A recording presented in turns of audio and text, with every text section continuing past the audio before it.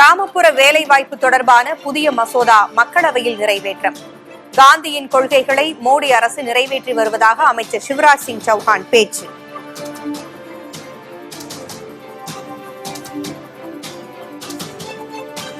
கிராமப்புற வேலைவாய்ப்பு மசோதாவில் காந்தி பெயரை நீக்கியதை எதிர்த்து நாடாளுமன்ற வளாகத்தில் எதிர்க்கட்சிகள் போராட்டம். மசோதாவின் நகலை அவைக்குள் கிழித்தெறிந்து ஆவேசம். अटल जी ने क्या कहा था, माननीय अध्यक्ष महोदय, हम देश के किसी भी राज्य के साथ ஊரக வேலை திட்ட விவகாரத்தில் ஏழைகளின் வயிற்றில் அடிக்கும் ஒன்றிய பாஜக அரசுக்கு ஒத்தூடுகிறார் எடப்பாடி பழனிசாமி.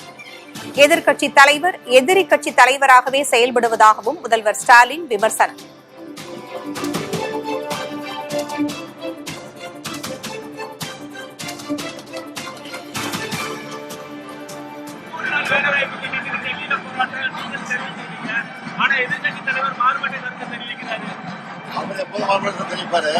திராவிட முன்னேற்ற சார்பிலையும் ஆர்ப்பாட்டம் நடத்துறதுக்கு அப்படி பண்ணிருக்காங்க. எதிர்கட்சி தலைவரை பொறுத்த வரைக்கும் எதிரி கட்சியா தலைவராக செயல்படுறதோட உண்மையான எதிர்கட்சி தலைவர் செயல்படுதா, அதான் உண்மை.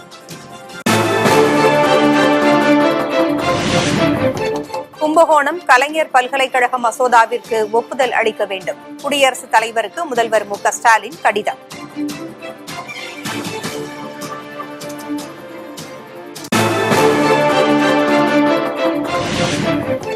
சென்னை கொளத்தூரில் 15 இணைகளுக்கு திருமணம் நடத்தி வைத்த முதல்வர் மு.க.ஸ்டாலின்.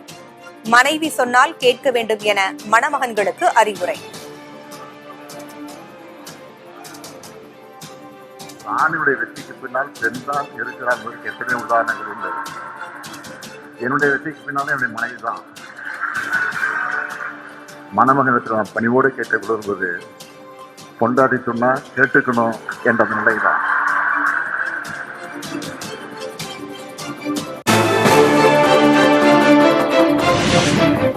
டெல்லியில் மத்திய அமைச்சர் நிர்மலா சீதாராமனுடன் எஸ்.பி. வேலுமணி, சி.வி. சண்முகம் சந்திப்பு. நயினார் டெல்லி பயணத்தை தொடர்ந்து நிர்மலா சீதாராமனை சந்தித்த அதிமுக மூத்த நிர்வாகிகள்.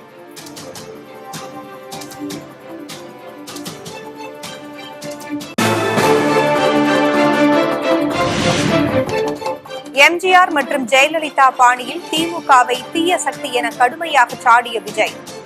திமுக என்ற தீய சக்திக்கும் தாவேக என்ற தூய சக்திக்கும் இடையேதான் போட்டி என்றும் ஈரோடு பரப்புரையில் பேச்சு. அவங்க ரெண்டு பேரும் சொன்னதை இப்ப நானும் ரிப்பீட் பண்றேன். திமுக ஒரு தீய சக்தி, திமுக ஒரு தீய சக்தி, திமுக ஒரு தீய சக்தி, திமுக ஒரு தீய சக்தி, தீய சக்தி, தீய சக்தி, தீய சக்தி.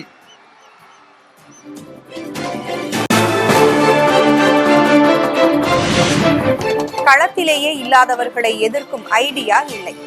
திமுகவும் பாஜகவும் மட்டுமே தாவேகாவிற்கு எதிரி என மீண்டும் திட்டவட்டம். 2026 சட்டமன்ற தேர்தலில் களத்துல இருக்கிறாங்களோ அவங்கள மட்டும் தான் எதிர்ப்போம். சும்மா களத்திலே இல்லாதவங்களையும் களத்துக்கும் அவங்களுக்கும் சம்பந்தமே இல்லாதவங்களையும் எதிர்க்கிற ஐடியாலாம் இல்ல பாஸ்.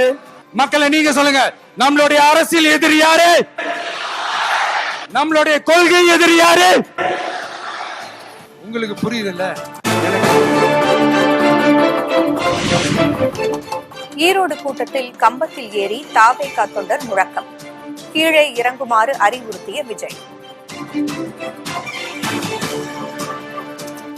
தம்பி கீழே இறங்கு, தம்பி கீழே இறங்குப்பா, பிளீஸ் கீழே இறங்குப்பா. Okay, thank you thank you. கீழே இறங்கு, கீழே இறங்குப்பா. நீ இறங்கினாதான் முத்தம் கொடுப்பேன்.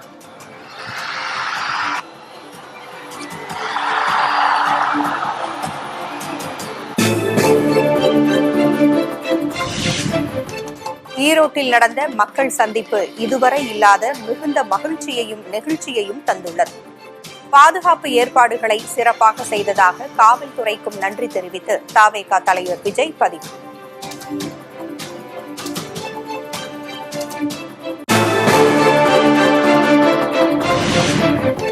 பத்திரிகையாளர்களை விஜய் சந்திப்பதுண்டா என துணை முதல்வர் உதயநிதி ஸ்டாலின் கேள்வி. திமுக ஒரு தீய சக்தி என்று விஜய் கூறியது குறித்த கேள்விக்கு பதில்.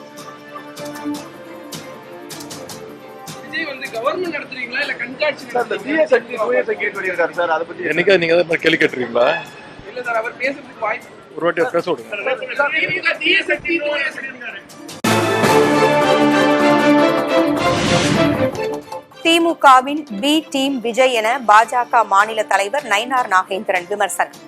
விஜய் மாஸ் மட்டுமே காட்டுவதால் என்ன பயன் என்றும் கேள்வி. பொதுமக்களுடைய மாசுனாக்கி இதுவரைக்கும் கட்சி ஆரம்பிச்சு கட்சிக்கு நிறைய உதவி மக்களுக்கு உதவி செஞ்சிருக்கணும், பொதுமக்களுக்கு நிறைய நன்மை செஞ்சிருக்கணும்.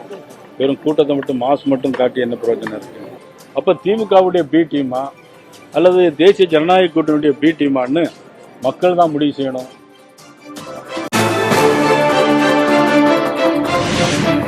விஜய்க்கு அடுக்குமொழியில் பேச யாரோ கற்றுத்தந்துள்ளனர். திமுக தீய சக்தி என்ற விஜயின் பேச்சு குறித்த கேள்விக்கு விசிக தலைவர் திருமாவளவன் பதில்.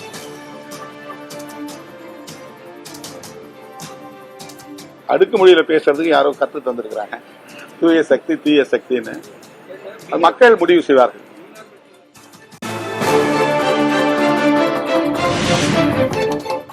திருப்பூர் மாநகராட்சி சார்பில் சின்னக்காளிப்பாளையத்தில் குப்பை கழிவுகள் கொட்டப்படுவதற்கு எதிர்ப்பு.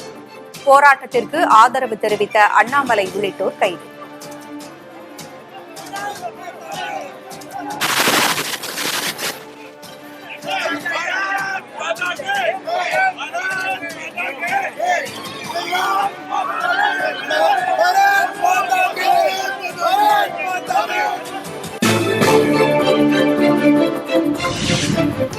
திருவண்ணாமலையில் நடந்த திமுக இளைஞரணி மாநாட்டிற்கு சரளை மண் திருடப்பட்டதாக சீமான் குற்றச்சாட்டு. மண் திருட்டுக்கு எதிராக போராடிய சமூக ஆர்வலர் கைது செய்யப்பட்டிருப்பதாகவும் கண்டனம்.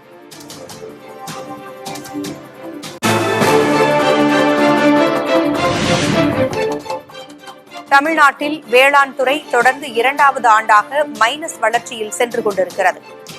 பாமக தலைவர் அன்புமணி ராமதாஸ் விமர்சனம்.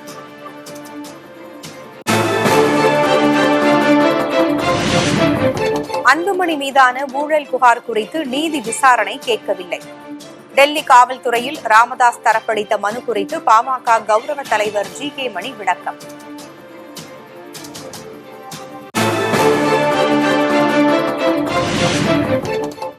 நிதி அமைச்சராக இருந்தவருக்கு சொத்து விவரம் நினைவில்லையா? முன்னாள் முதல்வர் ஓ பன்னீர்செல்வத்திடம் சென்னை உயர்நீதிமன்றம் கேள்வி.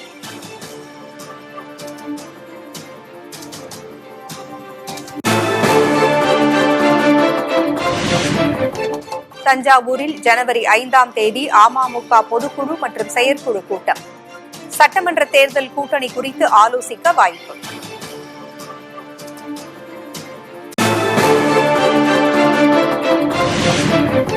கல்லூரி மாணவர்களுக்கு விலையில்லா மடிக்கணினி வழங்கும் திட்டம். சென்னையில் ஜனவரி 5ஆம் தேதி தொடக்கி வைக்கிறார் முதல்வர் மு.க. ஸ்டாலின்.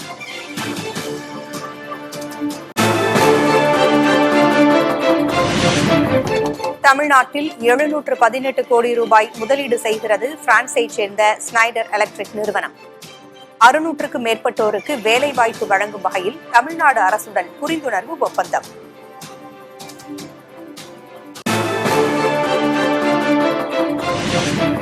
திருப்பரங்குன்றம் தீபத்தூண் சர்ச்சை தொடர்பான வழக்கு. அனைத்து தரப்பு வாதங்களும் நிறைவடைந்த நிலையில் தீர்ப்பை ஒத்திவைத்தது உயர்நீதிமன்ற மதுரை அமர்வு.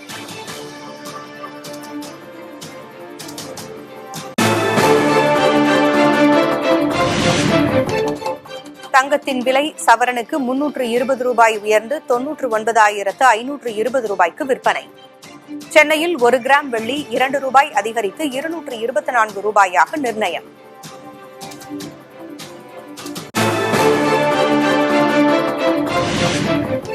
நீலகிரி மற்றும் கொடைக்கானல் பகுதிகளில் உறைபனி ஏற்படும். சென்னையில் பனிமூட்டம் நிலவக்கூடும் என்றும் வானிலை ஆய்வு மையம் கணிப்பு.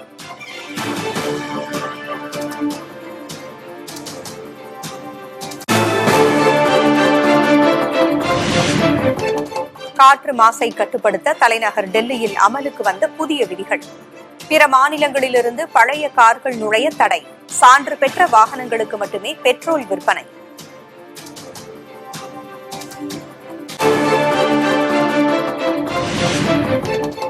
அறிவுறுத்தலை மீறி செல்ஃபி எடுத்த ரசிகர். ஆத்திரத்தில் ரசிகரின் செல்போனை பறித்த பும்ரா.